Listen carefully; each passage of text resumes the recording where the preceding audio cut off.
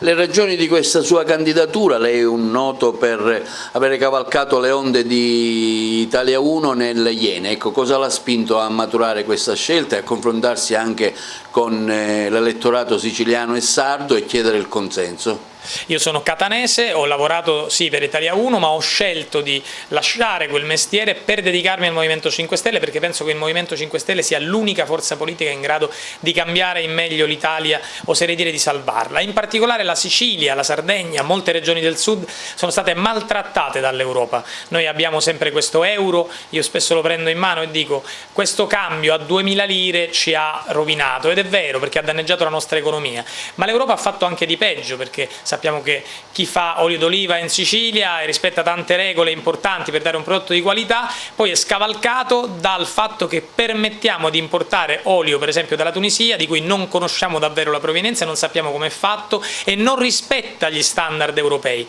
Noi dobbiamo rispettare, quelli che ce lo vendono dall'estero no. Lo stesso vale per il grano, il glifosato, lo stesso vale per la pesca. Qui siamo in provincia di Agrigento, è un settore importante, ma è un settore impoverito dal fatto che altri non rispettano le regole europee, arrivano con le spadare volanti, i giapponesi pescano tonni e pesci spada senza rispettare le nostre regole, perché sono in acque internazionali e non sono europei, quindi non devono rispettarle. E lo stesso vale per gli agrumi, come sapete. Insomma, abbiamo avuto tanti danni da chi doveva rappresentarci in Europa e invece si è fatto gli affari suoi. Io voglio mantenere il rapporto col territorio, vorrò fare una squadra di collaboratori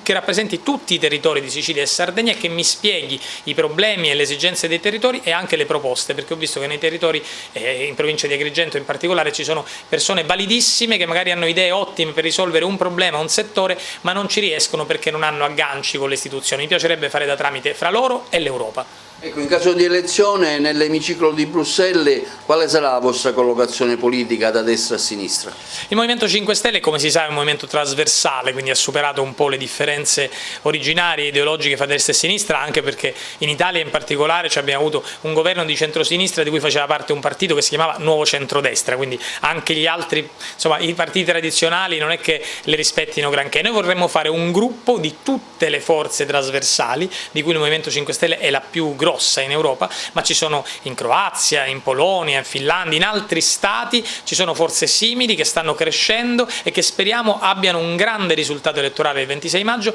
in modo da avere un gruppo diverso dai gruppi